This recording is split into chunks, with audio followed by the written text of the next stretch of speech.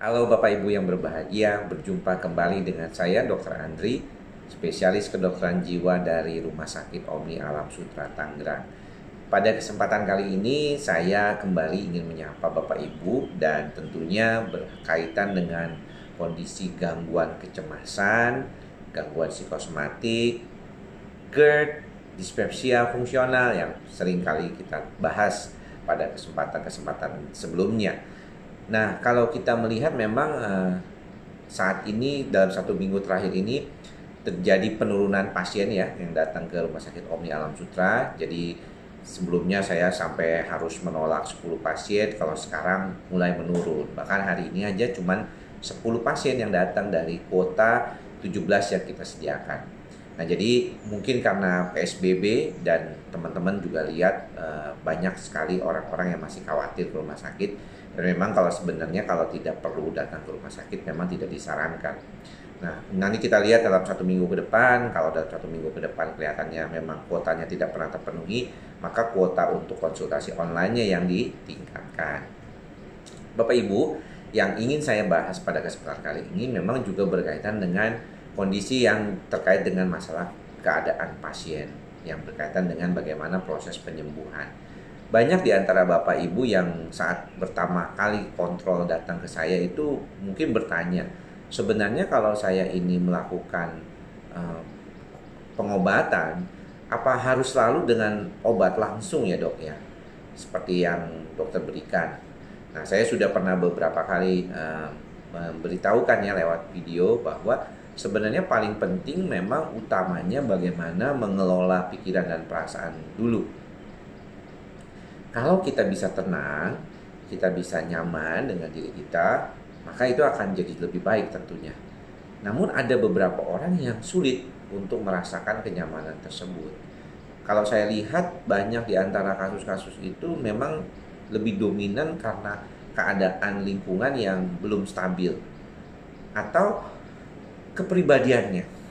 Jadi kalau misalnya yang datang pertama kali ke saya, kita tahulah orangnya seringkali memang tipikalnya tuh pencemas, kemudian atau banyak mengalami trauma-trauma masa lalu, seringkali kesulitan untuk mengubah perspektif negatifnya gitu ya. Jadi ini yang penting nih. Kalau kita orang yang suka berpikiran negatif, maka jangan heran dalam waktu beberapa bulan atau bahkan tahun ke depan kita bisa jadi pasien gangguan kecemasan.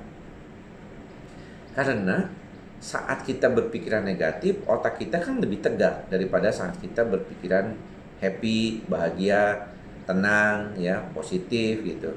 Kalau kita berpikirannya negatif, kita akan berupaya untuk berjaga-jaga. Contohnya ya, misalnya ada pikiran kecurigaan terhadap orang lain yang mungkin mau berbuat jahat atau tidak baik terhadap dirinya. Kemudian ada juga problem yang berkaitan dengan situasi hidup orang itu sendiri. Misalnya dia berada pada situasi yang berat atau mungkin di bawah tekanan sehingga merasa tidak nyaman dengan kehidupannya. Tapi kalau misalnya dia berupaya untuk mengatasinya dengan cara menerima, ikhlas, sabar, dan sadar apa adanya, mungkin ya tidak masalah. Dia akan bisa membantu dirinya dengan baik dengan kondisi seperti itu. Nah, ini Bapak Ibu yang mungkin harus kita perhatikan. Karena apa begitu? Karena banyak banget ya pikiran-pikiran negatif ini seringkali itu tanpa sadar menjadi bagian dari diri kita.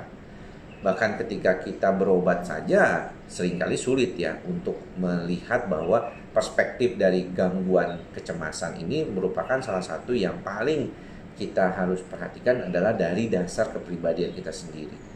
Orang mungkin boleh aja kepingin pakai obat supaya cepat baiknya, tapi kalaupun cuma minum obat saja, ya anggaplah saya memberikan 3-6 bulan, tapi dia tidak bisa mengatasi kecemasannya dengan baik, maka dia akan berulang.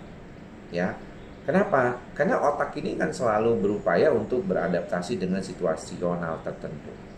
Nah, itulah mengapa kalau ditanya sama sejawat lain, dokter yang kemudian juga dokter umum, teman-teman saya, mahasiswa, ataupun misalnya para pasien, saya suka bilang bahwa problem utama dari gangguan kecemasan itu adalah bagaimana kita mengatasi gejalanya dulu, lalu kedua jangan sampai dia berulang lagi.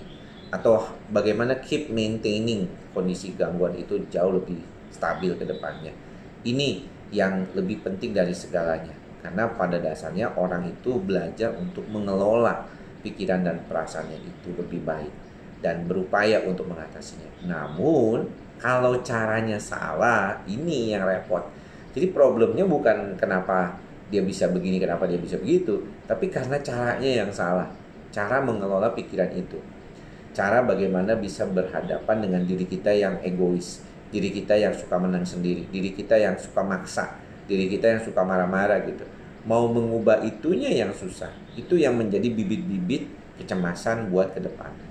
Sehingga kalau misalnya teman-teman mau mengurai kondisi itu jauh lebih baik, maka diurainya adalah kondisi yang berkaitan dengan kondisi bibit-bibit itu sendiri. Jadi kalau menurut saya pada saat pengobatan psikosomatik ya sebagai salah satu dari kondisi gejala fisik yang berkaitan dengan cemas, kita obati dulu gejala fisiknya, lalu kita bantu supaya jangan sampai muncul lagi gejalanya, dan akhirnya bisa jauh lebih baik buat pasien itu ke depannya. Karena bagaimanapun problem yang paling penting adalah bagaimana jangan sampai kambuh lagi. Jangan sampai kambuh bisa dengan makan obat yang teratur supaya stabil sistem saraf pusatnya, dan jangan sampai pikiran-pikiran negatifnya terus muncul. Karena pikiran-pikiran negatif inilah yang paling menjadi dasar mengapa terjadi perubahan di sistem saraf pusat otak kita, mengatasi gejalanya itu dengan baik. Jadi aktivasi amigdala kita terhadap kondisi pikiran negatif itu akan membuat dia lebih gampang mengalami suatu perubahan, dan kalau kita mau menenangkan maka kita keluarkan pikiran negatif itu supaya amigdalanya tetap stabil dan tidak memberikan respon yang berlebihan terhadap kondisi kita. Ini yang paling utama yang harus diperhatikan. Caranya banyak. Caranya tadi kan, pertama perbaiki gejala dengan pengobatan. Kedua, sisihkan waktu ya minimal 1 kali sehari ya selama minimal 15 menit lah ya untuk benar-benar merefleksikan diri kita. Duduk diam seperti ini ya dengan tenang, memikirkan benar-benar bersyukur terhadap apa yang kita dapatkan. Kita berupaya mengatakan kepada diri kita bahwa semuanya ini adalah titipan. Kita itu tidak punya apa-apa sebenarnya.